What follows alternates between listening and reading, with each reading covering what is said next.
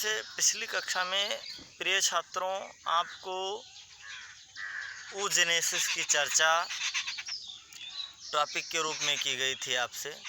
तो oogenesis it is a process in which the formation of ovum is known as oogenesis।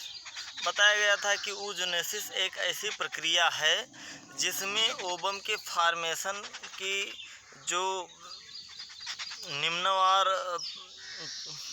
प्रक्रियाएं चलती रहती हैं, जो भी प्रक्रिया के अंतर्गत चीज़ें आती हैं, तो साइक्लिक चेंजेस होते हैं, चलते रहते हैं। अब वास्तव में वो साइकिल्स क्या हैं या साइक्लिक चेंजेस क्या हैं, उसके विषय में यहाँ पर हम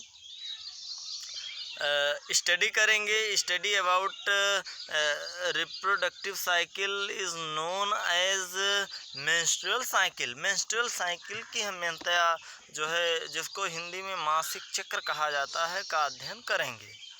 अब जो मेंस्ट्रुअल साइकिल है वास्तव में oogenesis में ही क्यों होता है, या जो है oogenesis में ही नहीं, जितने भी फीमेल प्राइमेट्स हैं including monkeys, apes and human being also is known as the menstrual cycle।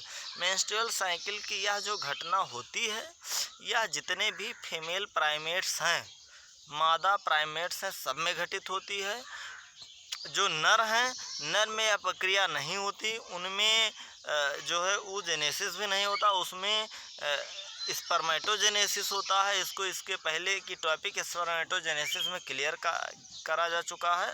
और स्पर्मेटोजेनेसिस हर समय क्रियान्वित होने वाली प्रक्रिया है, इसलिए वहाँ पर साइक्लिक चेंजेस की इस तरह से आवश्यकता नहीं पड़ती, जबकि फीमेल प्राइमेट्स में साइक्लिक चेंजेस की आवश्यकता पड़ती है। और उसी साइक्लिक चेंजेस के कारण यहाँ पर ये ढेर सारी चीज़ों का जो अध्ययन है, इस तरह से अध्ययन की प्रक्रिया को करा गया है, क्योंकि यहाँ पर साइक्लिक चेंजेस के विषय में यह जो साइक्लिक चेंज हैं उसकी आवश्यकता होती है। क्यों होती है यह भी इस जो है टॉपिक में आपको बताया जाएगा। अब हम आते हैं कि वास्तव में मेंस्ट्रुअल साइकिल क्या होता है। तो अब मेंस्ट्रुअल साइकिल जो होता है, menstrual cycle is also a reproductive cycle in the female primates, monkey, ape and human beings is called the menstrual cycle. The first menstruation begin at puberty and is called the menarche.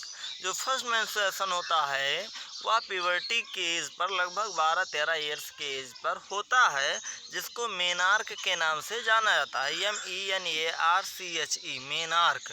In human females, menstruation is repeated at an average interval of about 28 to 29 days. इसी के कारण इसको cycle कहते हैं, क्योंकि human being में 28 से 29 दिनों में एक बार यह जो साइक्लिक चेंजेस होते हैं रिपीट होते हैं, रिपीटेड इन 20 to 29 डेज।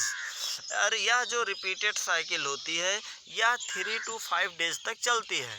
28 से 29 दिनों में रिपीट होती है, 3 से 5 दिनों तक चलती है।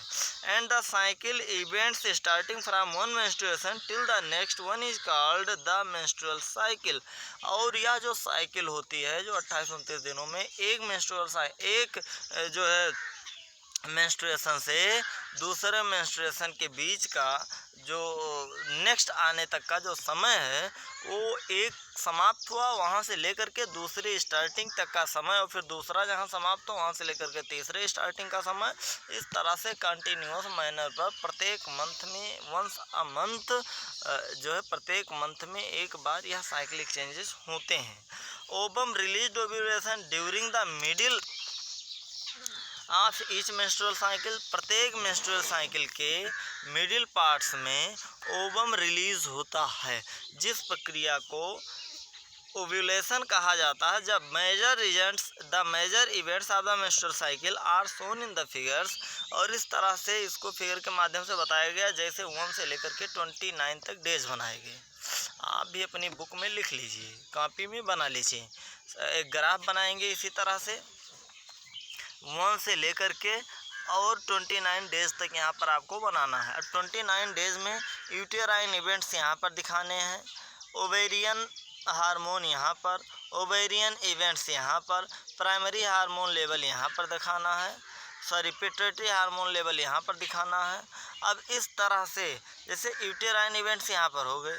अब ये uterine events menstruation, follicular phase, luteal phase, next cycle begin. प्रथम साइकिल प्राइमरी साइकिल मेनार्क होता है, यहाँ से स्टार्ट होता है। और इस तरह से इसकी जो प्रक्रियाएं हैं उन प्रक्रियाओं में जैसे जो आपको इस तरह से बताया गया कि one ovum is released during the middle of each menstrual cycle, प्रत्येक मेंस्ट्रुअल साइकिल के मिडिल में ऐसा होता है। अब यह जो है ओवम का सिक्रेशन या रिलीजन होता है प्रत्येक ओवम के प्रत्येक मेंस्ट्रुअल साइकिल के मिडिल में, उस प्रक्रिया को ओव्यूलेशन कहते हैं।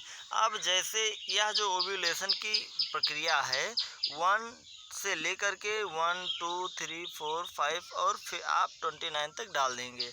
अब यह यहाँ पर बताता है कि जब आप जो है ओव्यूलेशन की जो प्रक्रिया है वो ओव्यूलेशन की 15 डेज पर होता है, 15 डेज पर होता है।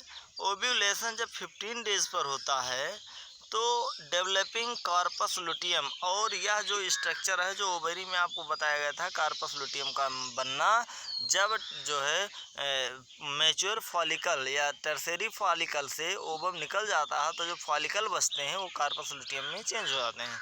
और इसका जो एस्ट्रोजन प्रोजेस्टेरॉन हार्मोन होता है यह भी निकलता रहता है अपने एक जो है नॉर्मल स्पीड से। ओव्यूलेशन के समय जब ओवम बाहर आता है लगभग 14 दिन पर जो है ओव्यूलेशन जो होता है वह 14वें दिन मेंस्ट्रुअल साइकिल के 14वें दिन ओव्यूलेशन होता है। फिर उसके बाद में नेक्स्ट साइकिल बिगिन होती है, नेक्स्ट साइकिल बिगिंस, और जो नेक्स्ट साइकिल शुरू होती है वह स्टार्ट होती है पुनः 1 डे पर। 1 डे मेंस्ट्रुअल साइकिल प्रारंभ हो गई और यह प्रारंभ होने के बाद 14वें दिन जब ओव्यूलेशन हुआ, ओव्यूलेशन के बाद 15 से लेकर के और 29 तक यह जो है चलता रहा नेक्स्ट फेज के लिए, और फिर नेक्स्ट साइकिल 29 और 1 तारीख को पुनः प्रारंभ हो गई। इस तरह से इसके बीच जो समयांतराल आ जाता है उस समयांतराल में यूटेराइन वॉल जो है अपने आप को डेवलप करता है, क्योंकि मेंस्ट्रुअल साइकिल में मुख्यतः जो ब्लीडिंग की प्रोसेस होती है यूटेराइन का सबसे जो इंटरनल लेयर है, जिसको यूटेराइन का इंटरनल लेयर जिसको हम कहते हैं इंडोमेट्रियम वॉल। यूटेराइन 3 वॉल पाए जाते हैं, इंडोमेट्रियम, मायोमेट्रियम, पेरीमेट्रियम। पेरीमेट्रियम सबसे बाहरी वॉल, मायोमेट्रियम मिडिल की लेयर होती है, इंडोमेट्रियम इनर की लेयर। इनर की लेयर के जो ब्लड वेसल्स होते हैं वो प्रोजेस्टेरॉन और एस्ट्रोजन के कारण जब टूटते हैं, वो ब्लड वेसल्स जब टूटते हैं तो टूटने के फलस्वरूप वहाँ से जो है इस तरह से ब्लीडिंग की जो प्रोसेस होती है वो वहाँ से होती है। जबकि ओव्यूलेशन ओवरी से होता है, लेकिन जो ब्लीडिंग की प्रोसेस होती है यह जो होती है घटना यह यूटेराइन वॉल के टूटने के कारण होती है, जब जो है प्रेगनेंसी का इम्प्लांटेशन नहीं हुआ होता है। उसके बाद when the menstrual flow occurs and it last for 3-5 days, और यह जो है 3 से 5 दिनों तक चलता है। Menstrual flow result due to breakdown of endometrium, जैसे यहाँ पर बता भी दिया गया, menstrual flow result due to breakdown of endometrial lining of the uterus and its blood vessels which form liquid and comes out through vagina, और इस तरह से लिक्विड के फॉर्म में यह वेजिना से कम्स आउट हो जाता है उसके बाहर। जब यह जो है अपने मैक्सिमम फेज पर अपने जो है जो प्रोजेस्टेरॉन और एस्ट्रोजन होता है जब ओव्यूलेशन हो जाता है उसके ओव्यूलेशन के ठीक 14वें दिन 15वें दिन के बाद पुनः जो है मेंस्ट्रुअल साइकिल प्रारंभ होता है। यह 3 से 5 दिनों तक जो साइकिल होती है होता है। उसके बाद menstruation only occurs if the release ovum is not fertilised, और मेंस्ट्रुएशन तब होता है जब जैसे 14वें दिन ओवम रिलीज हो गया, 14वें दिन ओवम रिलीज हुआ, रिलीज होने के बाद यदि फर्टिलाइजेशन नहीं होगा तो 14 दिन के बाद ठीक, जैसे 14 तारीख को ओवम रिलीज हुआ तो उसके बाद आप 15 काउंट कीजिए, 15, 16, 17, 18, 19 और इसी तरह आप चले जाए 29 तक, और 1 तारीख से मेंस्ट्रुअल साइकिल प्रारंभ होगा। यदि 14वें दिन फर्टिलाइजेशन ओव्यूलेशन के समय या उसी के दौरान फर्टिलाइजेशन हो जाता है तब मेंस्ट्रुअल साइकिल रुक जाएगी, क्योंकि प्रेगनेंसी के कारण इम्प्लांट इंडोमेट्रियल वाल पर 15-20 दिन के बाद हो जाएगा। लेकिन यदि ऐसा नहीं होता तब जो है मेंस्ट्रुअल साइकिल होता है। इट इंडिकेटिव ऑफ प्रेगनेंसी, और मेंस्ट्रुएशन इंडिकेट करता है कि किसी भी व्यक्ति के प्रेगनेंसी धारण किया है किसी ने या नहीं किया है। उसके बाद it may be also cause due to the some other underlying causes, stress, poor health, और मेंस्ट्रुएशन के कारण जो फीमेल्स हैं उनमें स्ट्रेस आता है, चिड़चिड़ापन होता है, हेल्थ पुअर हो जाता है, etc। The menstrual phase is followed by the follicular phase, और जो मेंस्ट्रुअल फेज होता है यह फॉलोड करता है follicular phase.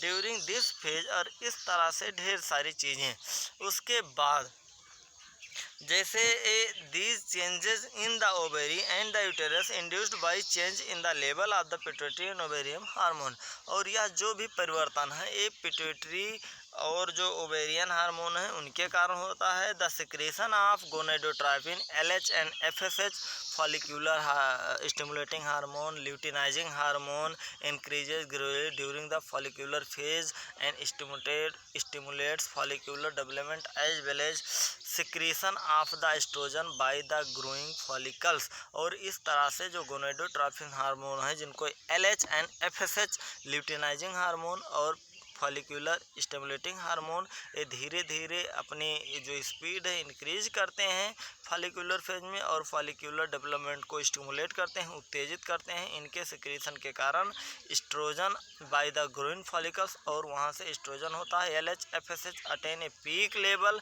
In the middle of the cycle, और साइकिल के मिडिल में 14वें दिन यह अपने पीक लेवल पर होता है जब ओव्यूलेशन होता है। इस तरह से ओव्यूलेशन का कार्पस लुटियम का फॉर्मेशन ओव्यूलेशन के बाद, और उसके बाद यदि प्रेगनेंसी हो गई, during pregnancy all events of the menstrual cycle stop and there is no menstruation, और इस तरह से सारे इस तरह के इवेंट्स स्टॉप्स होते हैं, कोई मेंस्ट्रुएशन नहीं होता। In the absence of fertilization corpus luteum degenerate, और जब in the absence of fertilisation